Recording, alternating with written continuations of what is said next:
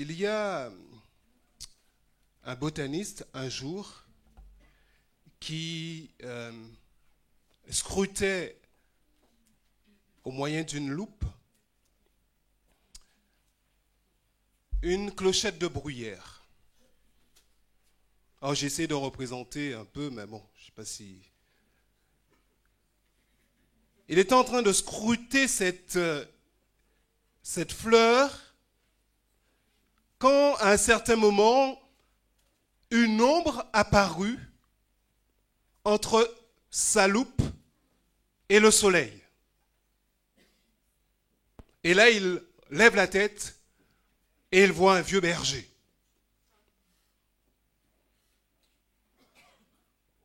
Et bien évidemment, comme il était heureux de faire cela, il tend la clochette au vieux berger. Et avec la loupe.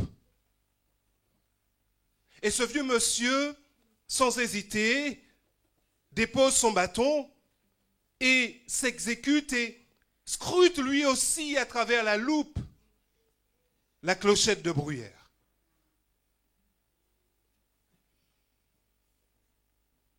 Et à partir de là, à votre avis, qu'est-ce qui se passe? Quelqu'un aurait-il une idée?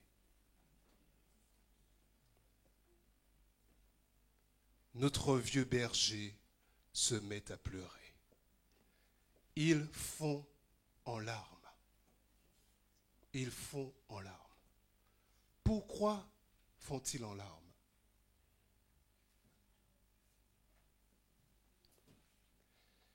Eh bien, il se rend compte que depuis des années, année après année, jour après jour, il a piétiné, il a foulé, il a marché sur ces clochettes, sans s'en rendre compte combien elles étaient belles.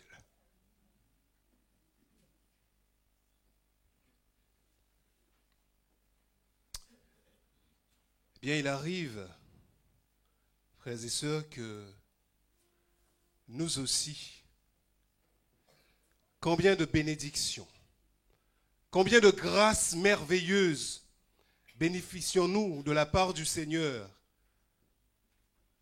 journée après journée, semaine après semaine, mois après mois, année après année, mais que nous foulons aux pieds, nous marchons dessus sans vraiment nous rendre compte que Dieu nous a bénis, que Dieu a pris soin de nous. Pourquoi je vous le dis? Eh bien parce que malgré ma semaine difficile,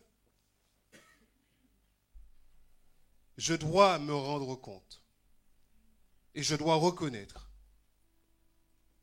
Et pour cela, mon épouse m'y a aidé et je la remercie, que Dieu a été avec moi. Que Dieu a été avec moi. Au nombre des difficultés, il y a eu un accident de la circulation. Il aurait pu être plus grave. Mais il se trouve que par la grâce de Dieu, je suis debout, là, devant vous. Parce que la mission que je devais accomplir aujourd'hui, eh bien, je dois l'accomplir en son nom. Apprenons donc à compter les bénédictions de Dieu et à lui rendre gloire. Apprenons à compter ces bénédictions. Ne croyons pas que notre Dieu, que ce qu'il fait pour nous est en mode automatique. Nous respirons. C'est le jour où la respiration est plus difficile que nous nous rendons compte, eh bien, finalement, c'est quelque chose. Mais apprenons à ne pas vivre avec Dieu en mode automatique et à reconnaître exactement, même quand les semaines sont difficiles, ce qu'il accomplit à notre endroit. Je voudrais vous inviter maintenant à incliner la tête et nous allons prier.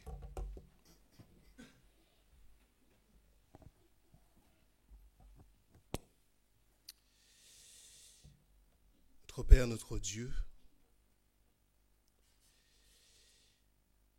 nos mots sont bien faibles, bien petits pour t'exprimer maintenant notre reconnaissance. Seigneur, crois qu'a été cette semaine pour chacun d'entre nous. Quoi que soit notre situation maintenant, au moment où je te prie, peut-être des cœurs chargés, des pensées préoccupées,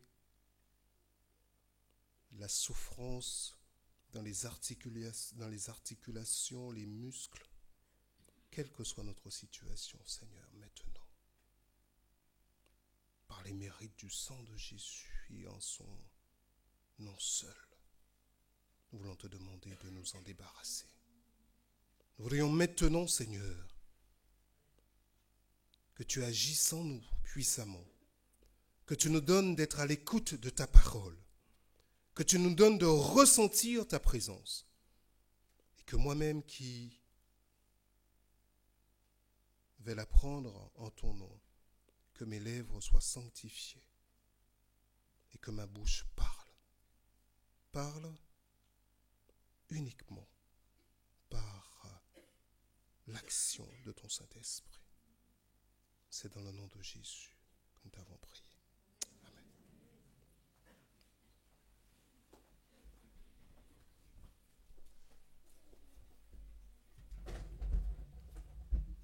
Merci. Le peuple de Dieu avait connu des périodes de profondes ténèbres.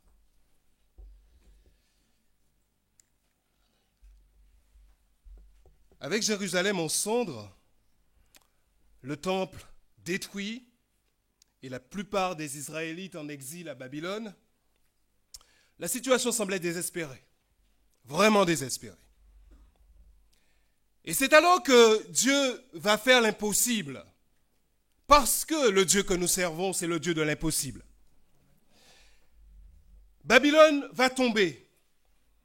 Et cette puissance symbolisée par la statue, la tête d'or de la statue de Daniel, cette tête va tomber. Et une autre superpuissance, vous connaissez la prophétie, les Médo-Persans, cette nouvelle superpuissance va permettre au peuple de Dieu de retourner dans son pays, retourner vers la terre promise. Un second exode.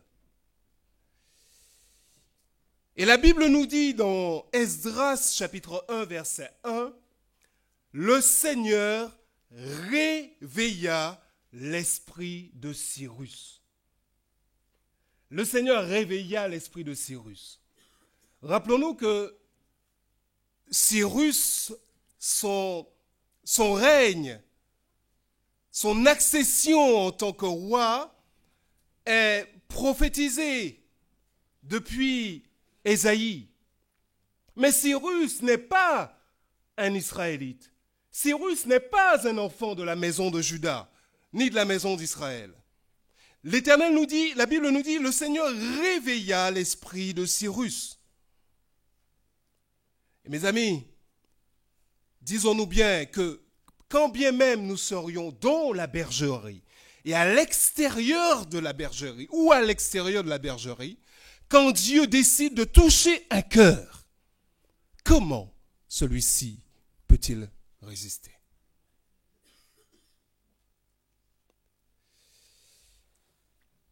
En se basant sur les documents bibliques, sur la Bible et les documents extra-bibliques,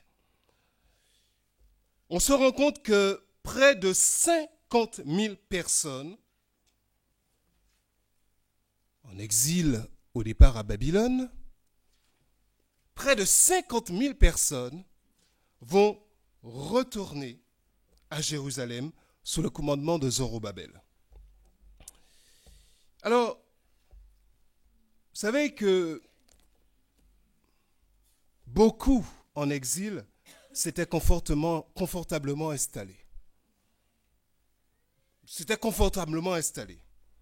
Ils avaient réussi, ils abritaient un empire qui, plus ou moins, n'était pas j'allais dire, les torturaient pas à un point tel. Les enfants avaient grandi, ils étaient allés dans ces grandes écoles, ces grandes universités païennes. Et ils étaient donc à leur aise, quelque part, sans être chez eux. Mais une fois que la question se posait de retourner à Jérusalem, notamment la jeune génération, celle qui n'avait pas connu Jérusalem, qu'allait-il y chercher? Mettez-vous à leur place. Alliez-vous retourner vers une ville dévastée, une ville détruite? Alliez-vous faire le choix de revenir ou d'aller vers la désolation? Aller vers l'inconnu, mais un inconnu, mais vraiment inconnu. Et puis, il n'y avait pas que Jérusalem. Tout autour de Jérusalem, il y avait ces peuples-là qui étaient plus ou moins hostiles au peuple de Dieu. Allait-il se mettre dans cette situation?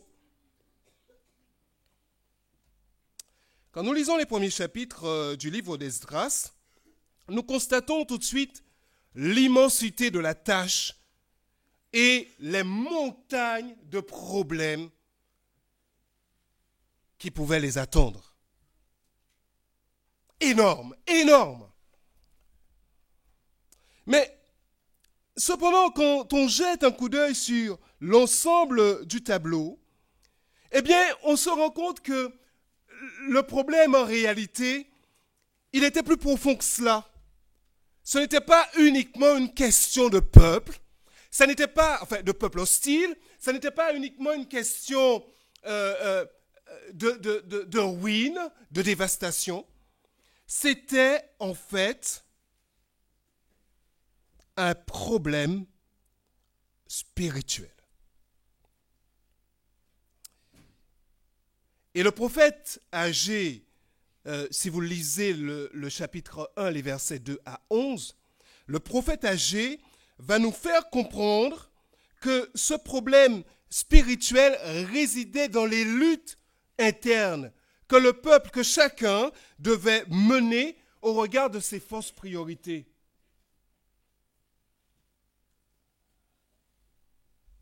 La mondanité, l'égoïsme. Comment je vais vivre, ce que je vais devenir.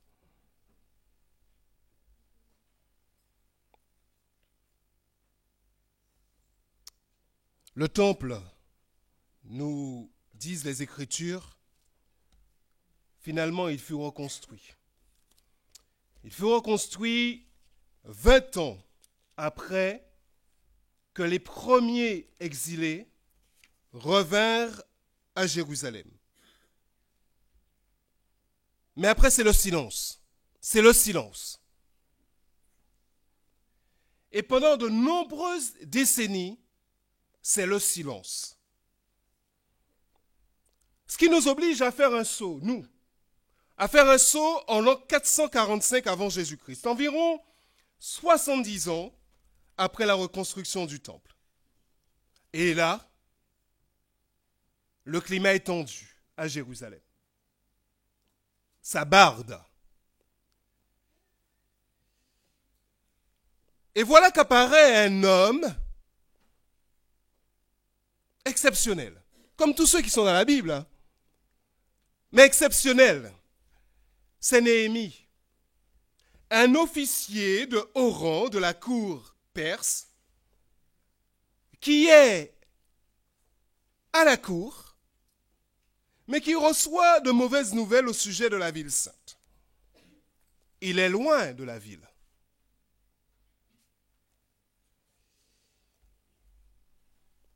Et dans l'une des grandes prières de la Bible,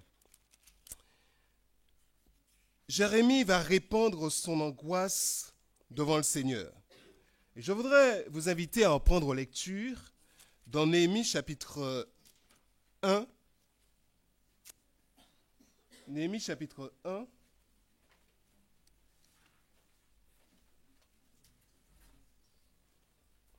et les versets 1 à 11.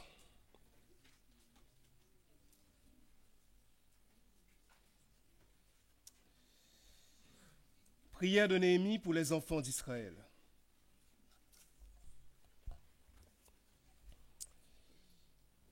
Parole de Néhémie, fils de Hakalia. Au mois de Kisleu, la 20e année, comme j'étais à Suse, dans la capitale, Anani, l'un de mes frères, et quelques hommes arrivèrent de Juda. Je les questionnai au sujet des Juifs réchappés qui étaient restés de la captivité et au sujet de Jérusalem. Ils me répondirent, ceux qui sont restés de la captivité sont là dans la province, au comble du malheur et de l'opprobre. Les murailles de Jérusalem sont en ruine et ses portes sont consumées par le feu. Lorsque j'entendis ces choses, je m'assis, je pleurai et je fus plusieurs jours dans la désolation. Je jeûnai et je priai devant le Dieu des cieux. Et je dis, ô Éternel Dieu des cieux, Dieu grand et redoutable, toi qui gardes ton alliance et qui fais miséricorde à ceux qui t'aiment et qui observent les commandements, que ton oreille soit attentive et que tes yeux soient ouverts. Écoute la prière que ton serviteur t'adresse en ce moment, jour et nuit, pour tes serviteurs, les enfants d'Israël, en confessant les péchés des enfants d'Israël, nos péchés contre toi, car moi et la maison de mon Père, nous avons péché. Nous t'avons offensé et nous n'avons point observé tes commandements, les lois et les ordonnances que tu prescrivis à Moïse, son serviteur. Verset 8. Souviens-toi de cette parole que tu donnas ordre à Moïse, ton serviteur, de prononcer. Lorsque vous pécherez, je vous disperserai parmi les peuples. Mais si vous revenez à moi et si vous observez mes commandements et les mettez en pratique, alors, quand vous seriez exilés à l'extrémité du ciel, de là, je vous rassemblerai, je vous ramènerai dans le lieu que j'ai choisi pour y faire résider mon nom. Ils sont tes serviteurs et ton peuple, que tu as rachetés par ta grande puissance et par ta main forte. Ah, Seigneur, que ton oreille soit attentive à la prière de ton serviteur et à la prière de tes serviteurs qui veulent craindre ton nom. Voilà la prière de Néhémie. Une prière de confession. Il confesse ses péchés. Il confesse aussi ceux du peuple. Il réclame les divines promesses, la réalisation des divines promesses de la part de l'Éternel. Promesses de renouveau, promesses de transformation.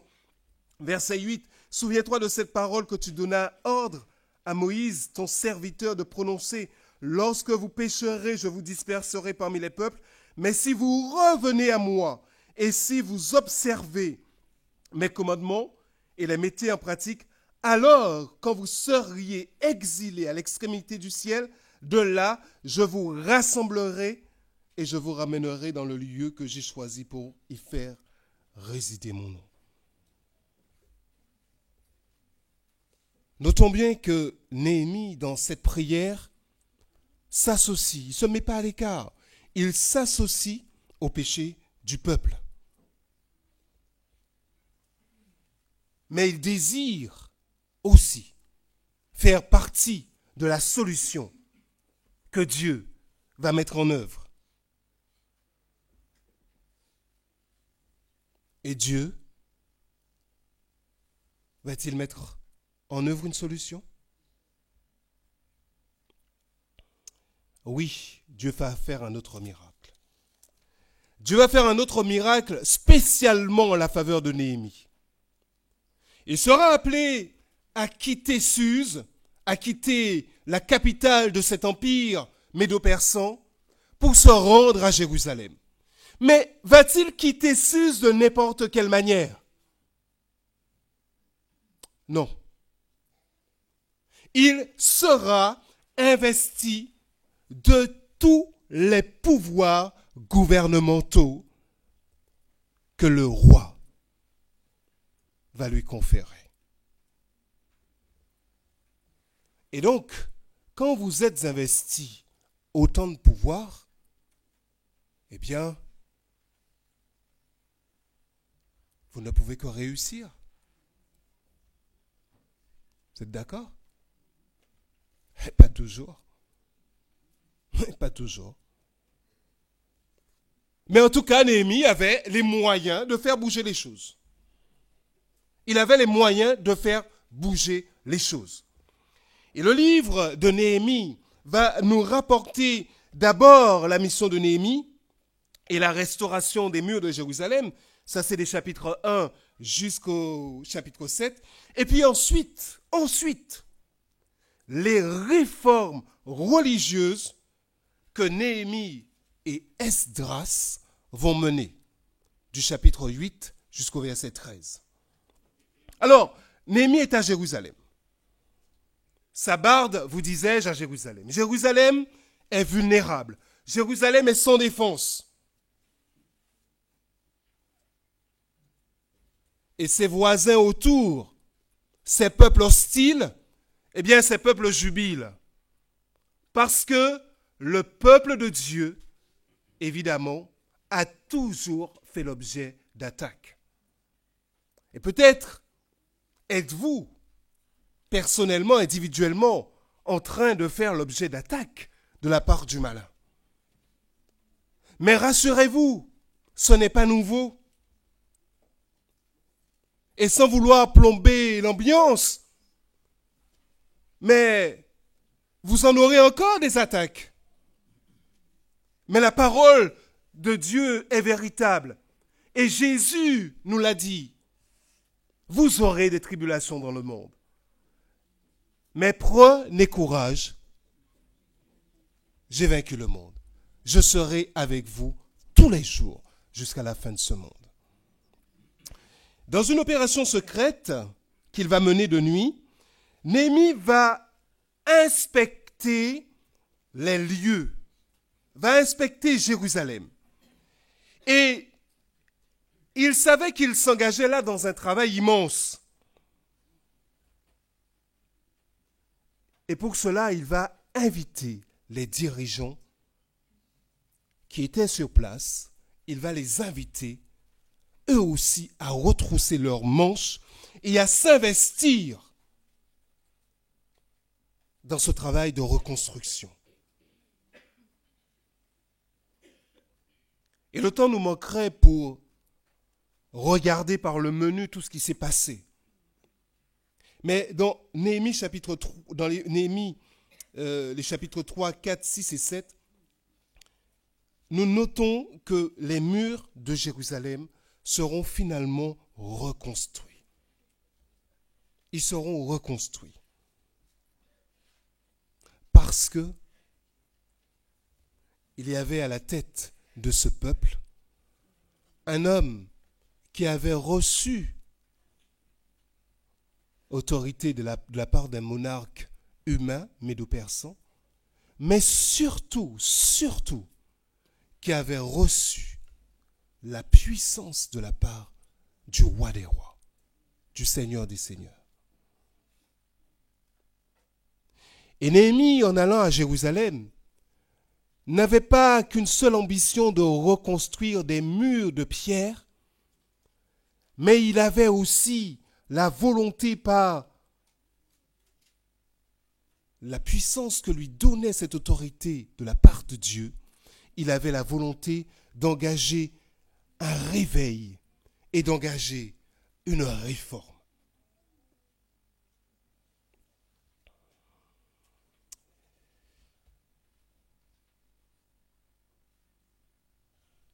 Dans Néhémie chapitre 8, que j'aimerais vous inviter à lire, Néhémie chapitre 8,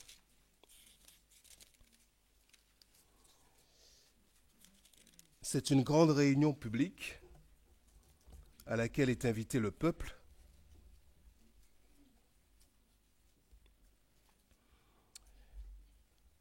Les versets 1 à 3. Alors tout le peuple s'assembla comme un seul homme sur la place qui est devant la porte des eaux. Ils dirent à Esdras, le scribe, d'apporter le livre de la loi de Moïse prescrite par l'Éternel à Israël. Et le sacrificateur Esdras apporta la loi devant l'assemblée composée d'hommes et de femmes et de tous ceux qui étaient capables de l'entendre. C'était le premier jour du 7e mois.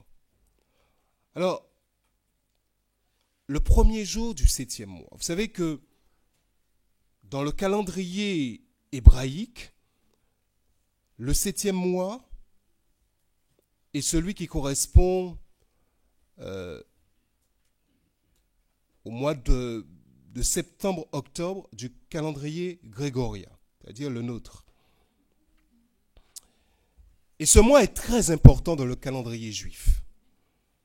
Vous savez que 3 événements clés s'y produisent. Nous avons analysé dans l'une des leçons précédentes un de ces événements. Vous vous rappelez duquel? C'est le Yom Kippour. Merci Jean-Luc. Le grand jour du pardon, le jour des expiations. Il y avait le Yom Kippour au cours du 7e mois. Mais il y en avait 2 autres très importants pour les Israélites. Il y avait la fête des trompettes et il y avait aussi la fête des tabernacles. C'était un mois de réveil, un mois de réforme. Si vous ne pensez rien qu'au Yom Kippour, rappelez-vous que c'était le jour de l'année où le grand prêtre était autorisé à entrer dans la dernière partie du sanctuaire, le lieu très saint, pour en faire l'expiation. C'était un jour de grand danger. C'était un jour de vie, mais ça pouvait être aussi un jour de mort. Donc ce 7e mois est très, très, très important. Et donc Esdras lit la loi, lit la parole du Seigneur, à la demande du peuple. Et au verset 3, il est dit, Esdras, donc lut, depuis le matin jusqu'au milieu du jour sur la place qui est devant la porte des eaux en présence des hommes et des femmes et de ceux qui étaient capables de l'entendre. Tout le peuple fut attentif à la lecture du livre de la loi. Verset 5. Esdras ouvrit le livre à la vue de tout le peuple, car il était élevé au-dessus de tout le peuple, et lorsqu'il l'eut ouvert, tout le peuple se tint en place. Verset 6. Esdras bénit l'Éternel, le grand Dieu, et tout le peuple répondit en levant les mains, Amen, Amen. Et ils s'inclinèrent et se prosternèrent devant l'Éternel, le visage contre terre. Si nous continuons dans ce chapitre, nous nous rendrons compte que 2 mots-clés sont assez présents dans ce texte. 2 verbes. Le verbe entendre et le verbe comprendre. À eux seuls, à eux deux, ils apparaissent 5 fois dans ce chapitre. Verset 2, verset 3, verset 7, verset 8, verset 12. Parce que il était question que tous, jeunes et vieux, comprennent,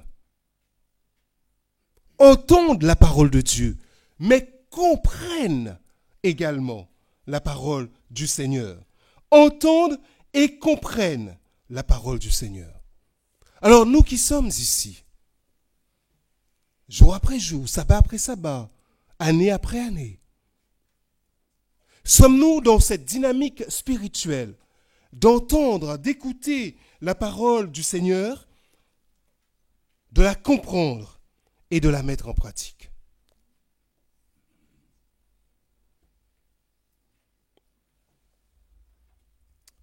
Le verset 9 de ce chapitre nous indique que Néhémie, le gouverneur, Esdras, le serviteur et le scribe et les Lévites qui enseignaient le peuple, dirent à tout le peuple, ce jour est consacré à l'Éternel votre Dieu. Ne soyez pas dans la désolation et dans les larmes, car tout le peuple pleurait en entendant les paroles de la loi. À votre avis, pourquoi pleurait-il? Pourquoi le peuple pleurait-il?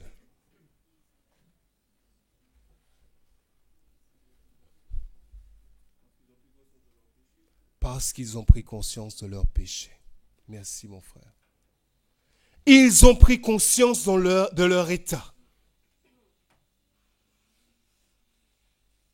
Ils ont pris conscience de leur situation.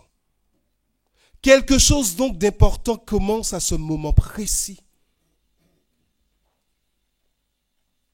Un réveil commence au sein de ce peuple qui reconnaît que son état, que son péché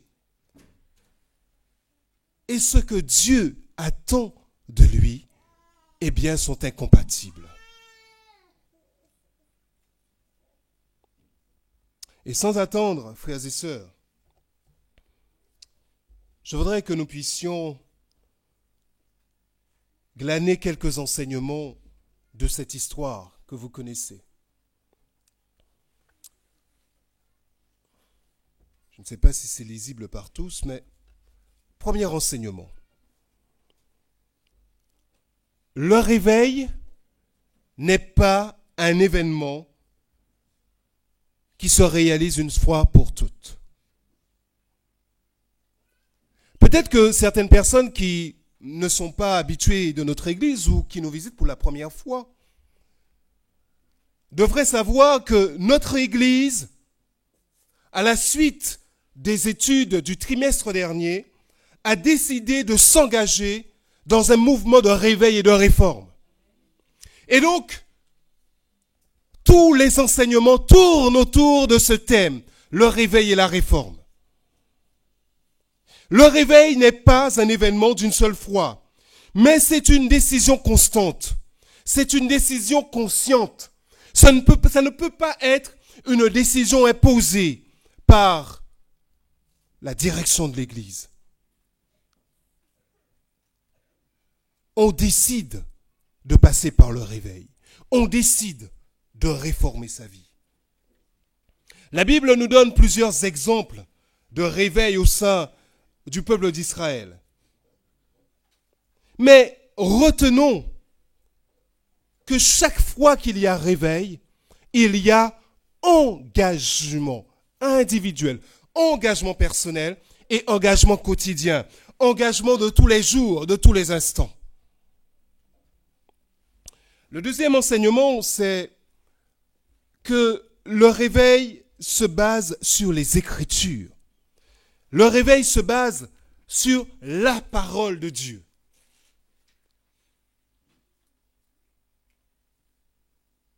Et il ne saurait y avoir de réveil uniquement sur la base de notre liturgie, la bonne musique, les beaux chants. Il ne peut pas y avoir de réveil à partir des émotions.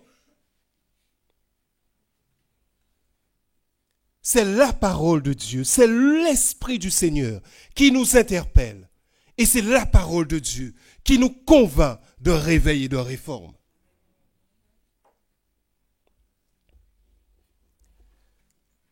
Le réveil, disais-je tout à l'heure, est personnel. Mais quand il s'agit de réveil au sein du peuple de Dieu, le réveil implique tous, jeunes, adultes, enfants, vieillards, femmes, hommes, quel que soit ce que je suis, le réveil implique tout le monde. Et vous voyez que dans l'exemple de Néhémie, c'est tout le peuple qui est invité à cette convocation solennelle. C'est devant tout le peuple que la parole est lue. Et c'est tout le peuple qui va reconnaître que sa situation est en délicatesse au regard de ce que Dieu attend de lui. Sommes-nous prêts individuellement à répondre à cet appel de réveil et de réforme, mais à répondre aussi de façon collective?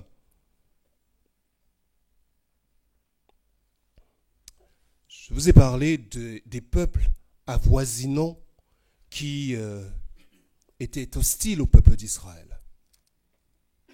Ben oui, ça nous devons le reconnaître aussi et le savoir. Que tous réveil et toute réforme suppose une opposition.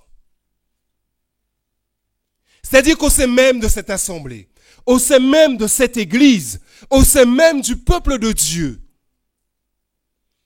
il y a des opposants au réveil et à la réforme.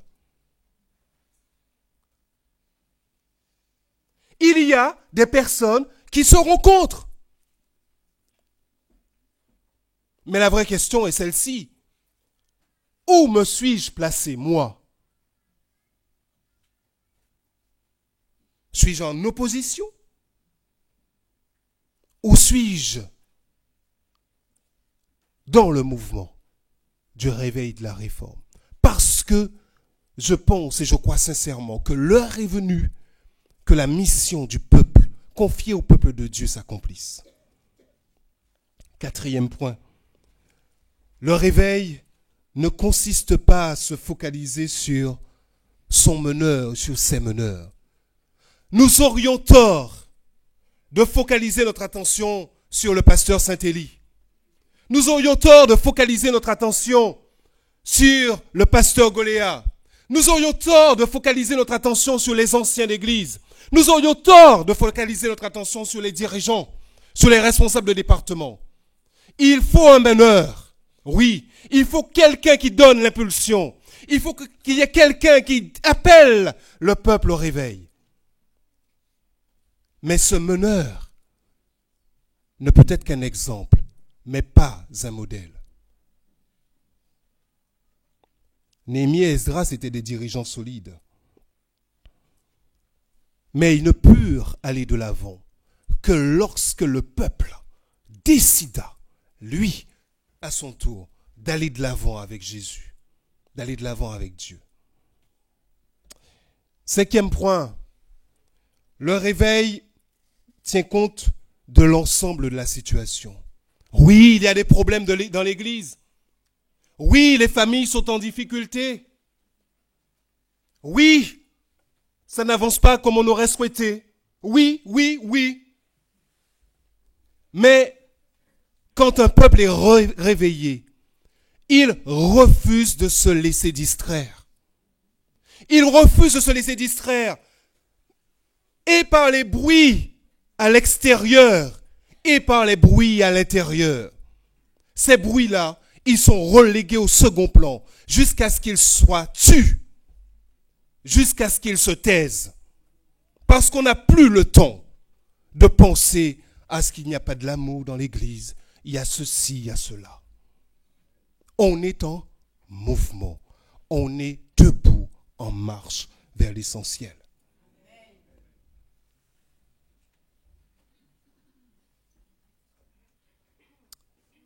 Ressentez-vous, frères et sœurs, le besoin de tel réveil spirituel?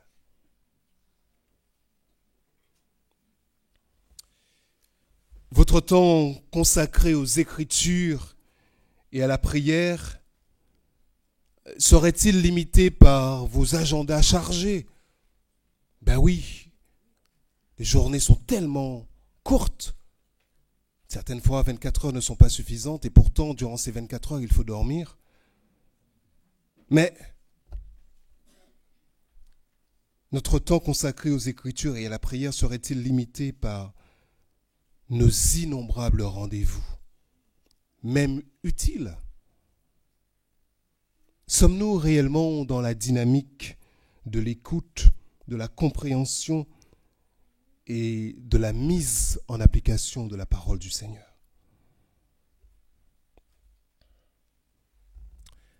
Dans l'histoire de Néhémie, il y a une portée personnelle. Néhémie. Portée personnelle. Mais il y a aussi une portée collective.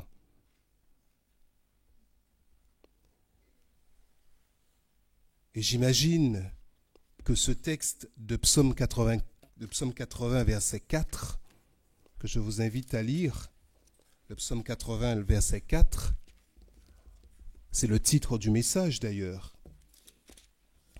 Le Psaume 80, verset 4. Ô Dieu, relève-nous, Fais briller ta face et nous serons sauvés. Néhémie aurait pu faire cette déclaration à ce moment précis. Ô Dieu, relève-nous. Fais briller ta face, fais luire ta face et nous serons sauvés. J'aimerais maintenant m'adresser à vous. Qu'en pensez-vous? Avons-nous besoin d'être relevés? Avons-nous besoin d'être rétablis?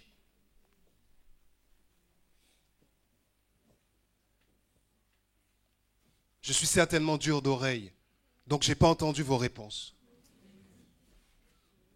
Avons-nous besoin d'être relevés? Avons-nous besoin d'être rétablis? Alors de quoi avons-nous besoin d'être relevés?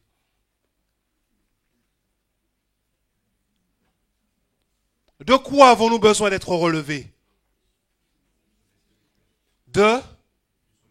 Du sommeil spirituel. De quoi avons-nous besoin d'être relevés? De notre léthargie. De quoi avons-nous besoin d'être relevés? Les jeunes, de quoi avez-vous besoin d'être relevés? Pardon? De notre état. Marine, de quoi la jeunesse a-t-elle besoin d'être relevée? De son sommeil.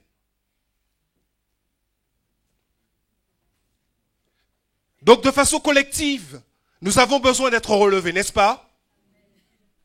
Nous avons besoin d'être rétablis, n'est-ce pas? Mais par Dieu, hein? Ça semble être une évidence, mais il vaut mieux le dire et c'est mieux quand on le dit. Par Dieu. Alors,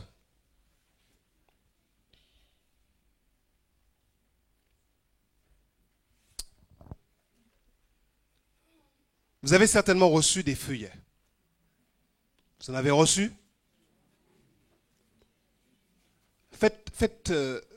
Agitez-les si vous les avez reçus. Tout le monde n'en a pas reçu? Qui n'en a pas reçu? Alors, tiens. Merci.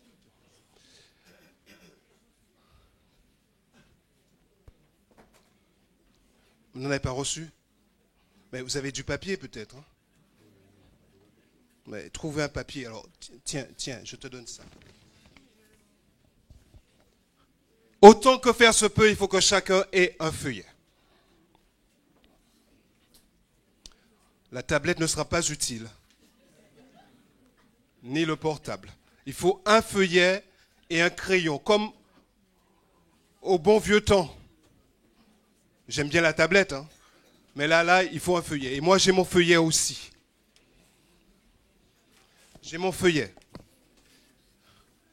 J'ai aussi mon stylo.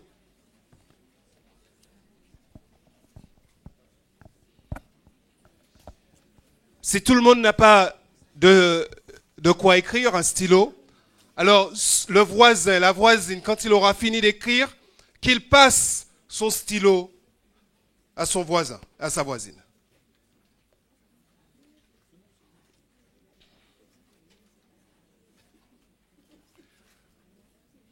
Maintenant, ce que je vais dire, s'il vous plaît, est extrêmement important.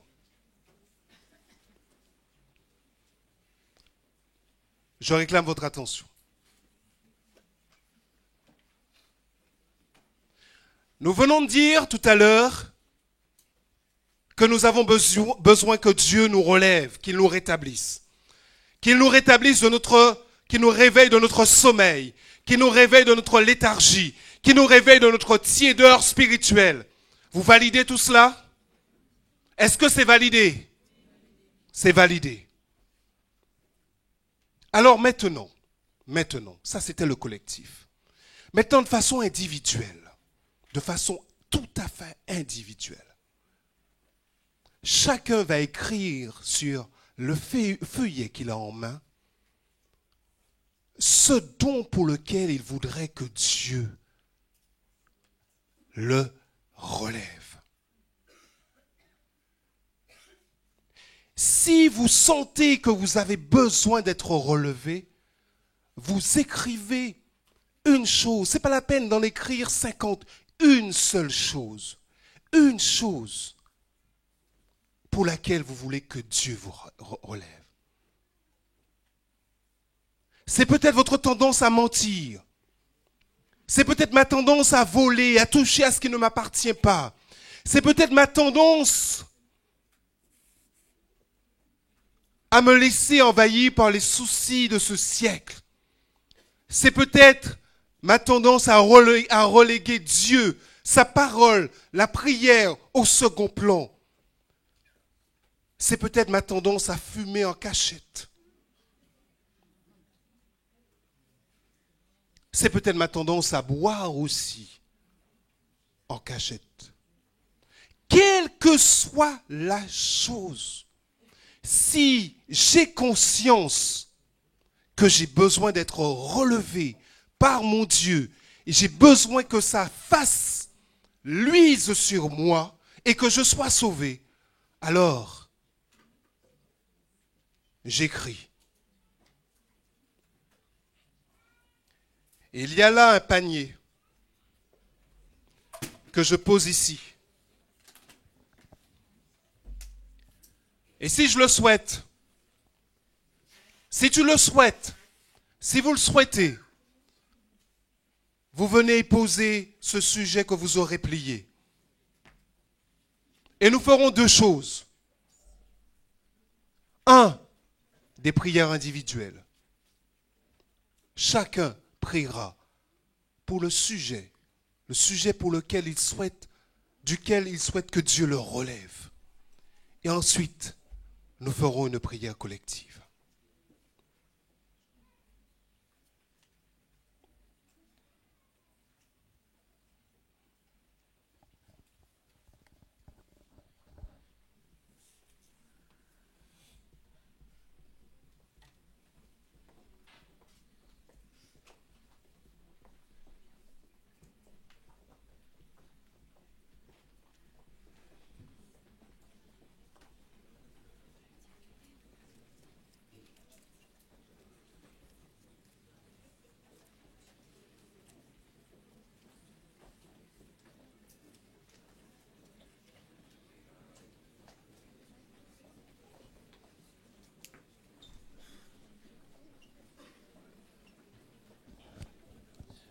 Tandis que vous vous avancez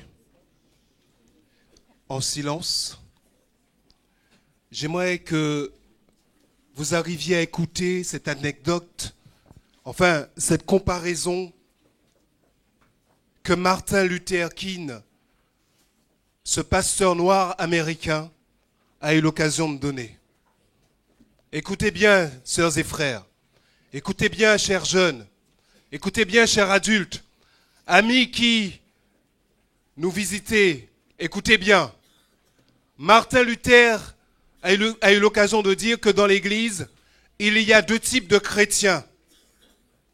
Il y a deux types de chrétiens. Le chrétien thermomètre et le chrétien thermostat. Le chrétien thermomètre et le chrétien thermostat. Vous savez, le thermomètre, qu'est-ce qu'il fait?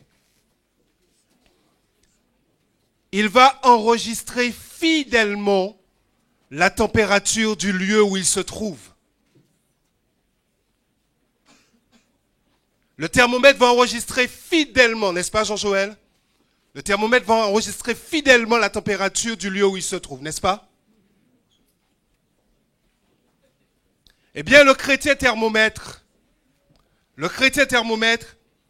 c'est celui qui va indiquer la température de son église. Il va indiquer très exactement le niveau spirituel de l'église. S'il fait froid dans l'église, eh bien, il démontrera qu'il fait froid, parce que lui-même sera froid. S'il fait chaud dans l'église, eh bien, il démontrera qu'il fait chaud. Parce que lui-même sera chaud. Chaud bouillant. D'accord? Le thermostat.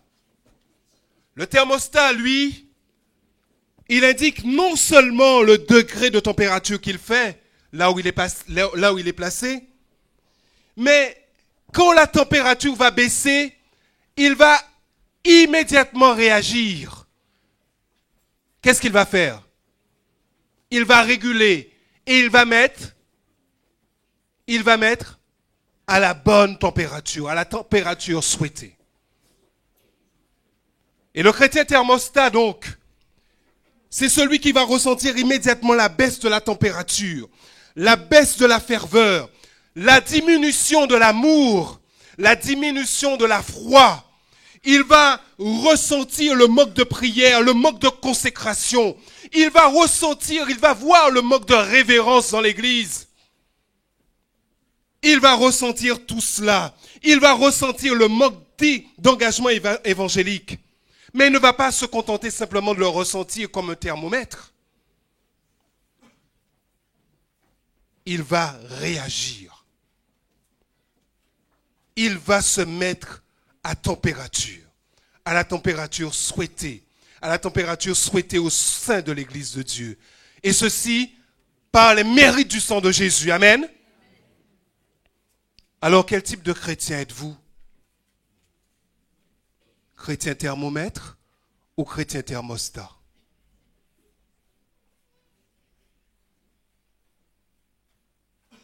Quel type de chrétien voudriez-vous être? Chrétien thermomètre ou chrétien thermostat?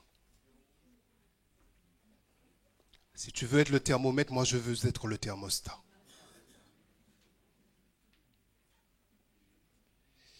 Y a-t-il quelqu'un ce matin dans cette assemblée qui souhaite crier à Dieu, relève-moi Seigneur et fais luire ta face afin et je serai sauvé? Y a-t-il quelqu'un? Qu'il se mette debout. Y a-t-il quelqu'un qui très certainement sait qu'il n'a pas de temple de Jérusalem à reconstruire, mais le temple de son cœur dévasté par le péché, dévasté par la souffrance? Il sait que son cœur est rempli d'amertume contre sa famille, rempli d'amertume contre l'Église, rempli d'amertume contre ses frères et sœurs, mais qui ce matin veut dire, ô Seigneur, Seigneur, relève-moi, fais luire ta face et je serai sauvé. Quelqu'un ici aspire-t-il ardemment, après un véritable réveil, à une authentique réforme dans sa vie et voudrait-il en faire sa priorité? Car il a compris que le temps est venu d'être saint et que la mission à laquelle nous avons appelé ne nous permet plus de rester assis, ne nous permet plus de rester en sommeil.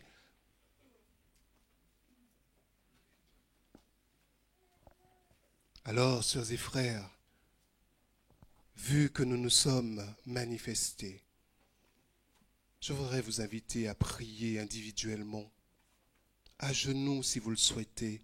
Priez pour le sujet que vous avez déposé dans l'une de ces corbeilles. Et ensuite, nous ferons une prière collective. J'aimerais vous dire et engager le ministère de la prière, engager l'anciennat à prier non seulement dans les comités, non seulement dans les familles, mais à prier au cours de la réunion de prière du mardi soir pour tous ces sujets, afin que l'Éternel délivre chacun de ce qui l'empêche d'être relevé et que le réveil se produise dans les cœurs et se produise dans son Église. Nous allons donc prier individuellement chacun pour le sujet et ensuite je ferai une prière collective. Ceux qui peuvent se mettre à genoux, qu'ils le fassent.